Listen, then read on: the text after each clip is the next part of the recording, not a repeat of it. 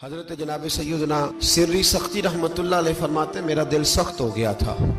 میں بڑا پریشان رہتا تھا۔ حضرت معروف کرخی رحمت اللہ علیہ کی بارگاہ میں کئی دفعہ عرض کی، میں نے کہا بابا میں اس کا کیا کروں، یہ سخت ہو گیا، مہینوں ہو گئے یہ اللہ کے خوف میں نہیں رویا، سالوں بیت گئے حضور کی نعت سن کے نہیں رویا، اب تو کتنا وقت گزر گیا ہے، اسے مدینے جانے کے لیے بھی رونا نہیں آتا، حضور یہ سخت ہو گیا ہے، کوئی رحمت کی نظر ہو، خشکی سی آ گئی ہے، عجیب سی میل چڑھ گئی ہے۔ فرماتے کئی دفعہ میں نے خواہش کا اظہار کیا، ایک دن نا عید کا دن تھا تو حضرت معروف کرخی نے ایک چھوٹا سا بچہ انگلی کے ساتھ لگایا ہوا تھا، تو حضرت آ رہے تھے تو میں نے کہا حضور آپ کدھر سے آ رہے ہیں، یہ بچہ کون ہے؟ فرمانے لگے یتیم ہے۔ سارے بچے عید والے دن اخروٹ کے ساتھ کھیل رہے تھے، بیچارے کے پاس اخروٹ کوئی نہیں، تو حضور آپ کیا کریں گے؟ تو حضرت معروف کرخی کہنے لگے پیسے تو میرے پاس بھی کوئی نہیں اخروٹ خرید کے دینے کے، میں یہاں سے کھجوروں کی گٹھلیاں چنوں گا، وہ گٹھلیاں بازار میں بک جاتی ہیں، میں یہ گلیوں سے گٹھلیاں چنوں گا اور چن کے میں نے کہیں بیچوں گا، اور جب میں انہیں بیچوں گا تو پھر یتیم کے لیے 2-4 اخروٹ خریدنے کے قابل ہوں گا، پھر میں اسے اخروٹ خرید کے دوں گا۔ پتہ نہیں کہاں کی بات سنا رہا ہوں میں آپ کو، اور پتہ نہیں کہاں کا ذکر کر رہے ہیں بابا جی۔ بچہ یتیم ہے، بچے اخروٹ سے کھیل رہے تھے، اس کے پاس اخروٹ کوئی نہیں۔ بابا آج کا پیر تو معرفت کی بات کرتا ہے، تو یتیم کے لیے گٹھلیاں چننے چلا ہے۔ آج کا پیر تو کہتا ہے میں اسی والے کمرے میں بیٹھ کے تمہیں بڑا عرش کے اعلیٰ کی بات بتاؤں گا، یتیم کے لیے گٹھلیاں چننا، مدرسے کے طلباء کی نوکری کرنا، یتیموں کا غریبوں کا ان مجبوروں کا خیال کرنا، یہ تو رواج ہی نہیں ہے آج کا۔ بابا تو کیا کہانی سنا رہا ہے؟ تو حضرت معروف کرخی کہنے لگے گٹھلیاں چنوں گا، پھر انہیں بیچوں گا، پھر جب کچھ پیسے ملیں گے نا تو میں اسے اخروٹ خرید کے دوں گا، اور فرمانے لگے جب یہ اخروٹ سے کھیل کر ہنسے گا نا تو اللہ میرے دل کو سکون عطا فرمائے گا۔ میں گٹھلیاں چننے جا رہا ہوں، میں مزدوری کرنے تیری تلاش میں پھرا میں جنگل پہاڑ اور دشت میں۔ تو حضرت سری سختی فرماتے ہیں میرے گھر میں پیسے تھے، میں نے کہا حضور اگر یہ نوکری مجھے مل جائے تو میں غلام جو ہوا، اگر مجھے دے دے یہ نوکری تو میں نہ کر لوں؟ فرمانے لگے تو کر لے۔ فرماتے میں اس یتیم کو پہلے گھر لے گیا، وہاں سے میں نے پیسے لیے، پھر بازار لے گیا، کپڑے خریدے، اس کے لیے ٹوپی خریدی، پھر میں نے اسے 2 کھجوریں کھلائیں، پھر اخروٹ خرید کے دیے۔ حضرت سیدنا معروف کرخی کہتے ہیں اس کو میں نے چیزیں دے کے نا، وہ بچہ تھا، بچے ہی ہوتے ہیں، میں نے جب اسے اخروٹ دیے تو وہ دوڑنے لگا، میں بھی ہلکا ہلکا پیچھے چلنے لگا۔ فرماتے ہیں وہ جا کے بچوں کے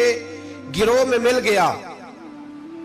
وہاں درجنوں 20 بچے کھیل رہے تھے، وہ مل گیا، وہ کھیلتا رہا۔ آپ فرماتے ہیں لوگوں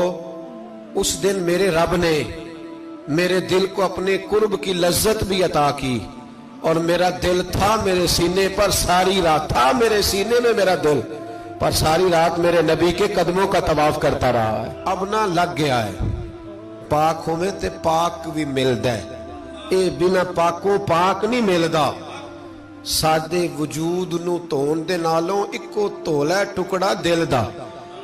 دل لگا کے، دل لگ جائے تو پھر وہ لگ جاتا ہے۔ آپ یقین کریں لگتا ہے تو مزہ دیتا ہے، اور جب تک لگتا نہیں پھر کوئی بھی کیف سرور حاصل۔ امام زین العابدین رضی اللہ تعالیٰ عنہ مولا علی شیر خدا کے پوتے، امام حسین کے صاحبزادے، سیدہ پاک کی پیاری نسل، امام زین العابدین گھر میں نماز پڑھ رہے تھے، غور کرنا بات پہ، گھر پہ نماز پڑھ رہے تھے، گھر میں آگ لگ گئی۔ جب آگ لگی ہے تو پھر شور بھی ہوتا ہے، کچھ لوگوں نے شور مچایا، آگ آگ آگ، دور دراز سے لوگ دوڑے، آپ کا ایک چھوٹا بچہ بھی پاس سویا ہوا ہے، آگ لگ گئی، شور ہو رہا، دور دراز سے لوگ پانی لے کے دوڑ رہے ہیں، آگ بجھائی جا رہی، امام صاحب نماز پڑھ رہے ہیں۔ حکم ہے کہ ایسی ایمرجنسی دیکھو تو نماز توڑ دو، پر اس کے لیے جو دیکھے ہی نہ، جسے سوجے ہی نہ ہو کیا رہا۔ امام زین العابدین پڑھتے رہے،